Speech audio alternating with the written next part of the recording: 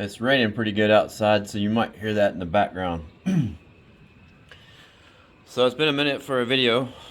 My shelf train, or my shelf layout, is operational. It's probably far from being complete, but you know, it's a work in progress. And I'll kind of cover where I'm at with it with this video because I hadn't made one in a while. So I was able to get the track all the way around the room and feeders installed and powered. And I've had to fix or add some feeders in some trouble spots, but that completed the track around the room for the layout and made it possible to run trains.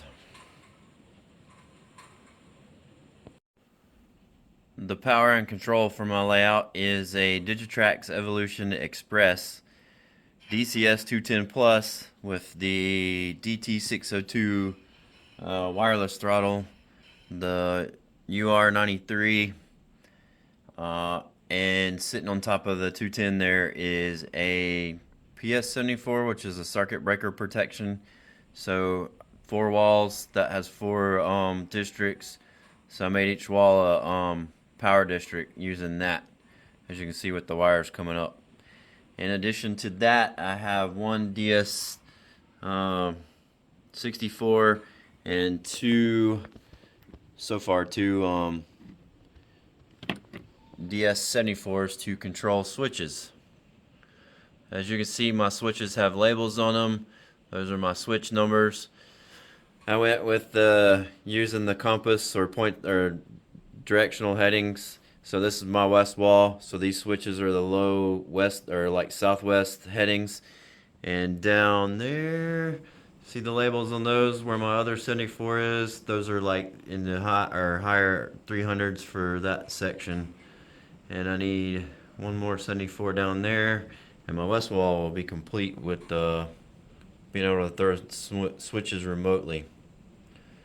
But that is what is controlling the layout with the 74. And I also have a JMRI that I'm using to mess with my decoders and control the layout every once in a while. This was the first locomotive I installed a decoder in. Of course, I picked the hardest because having how to take all this apart and put the decoder in the tender. And later on, this train got a little upgrade because that car and that car have a sound car in them, so I could learn to do that. This locomotive couldn't even go all the way around the layout when I got the decoder installed, so that was what prompted to finish getting power and everything else fixed so that trains could go all the way around the room. The twin sets of F7 AB units were the next that I put decoders in. The front AB unit was is 21 pin, so I just found a 21 pin decoder and dropped those in. That was easy. The second set, I had to hardwire them in, but got that done and then speed matched all 4 of them so that they can run together as a lash up. I have each pair as their own road long address. So if I dial in that one, it's both of the A and B, and the same with that one. While this is a Hawthorne Village kit, I'm currently adding cars to it for various reasons. Like these 2 flatbeds with crates, I found those on sale. They were part of the Bachmann Strike Force. They were like desert camo. Took the crates off, painted them, and put the crates back on, and they look like they belong to the train. Something else I'm adding to this train is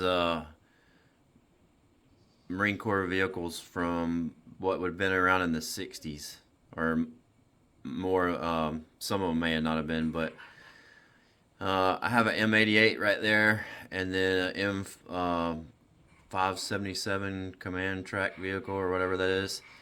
So just got these in, got them painted, and got the flatbed in that was pretty cheap, but allowed me to paint it and put it back together, and it looks like it belongs to the train. I'm waiting on some trucks, some tanks, some more regular M113s, and I need to order some more of these flatbeds to paint and complete what I'm doing with this train. So I finally got a new another engine for the layout because I only had the ones I've just shown. This is a Kato. It did not have a decoder, so I had to buy one and install it.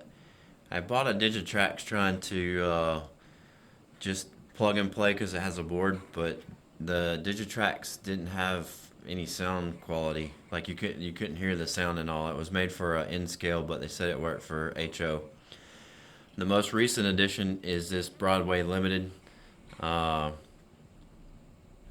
found one because these are sort of hard to find, I guess, because they came out a while ago. This has the Paragon 4, and then I got these two basically paired together because it didn't really happen this way, but they kind of represent the line from Jacksonville to where I live for the short line that CSX and who was that Seaboard would bring to the St. Mary's Railroad. And then I've been getting cars, so I found wood chip cars.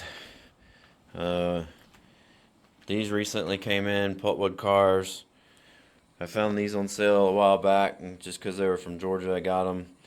And I've had some of these for a while, but I've been adding rolling stock and stuff as I've been able to make up more trains or do what I'm trying to do.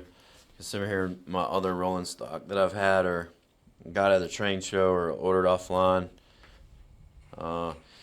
My Southern collection here. The only little yard I have. All the CSX stuff was over here, and then I wanted to test out that siding, so I ran the whole train over here to check it out because I hadn't really put a train down that back siding in a while. But that's pretty much the shelf layout.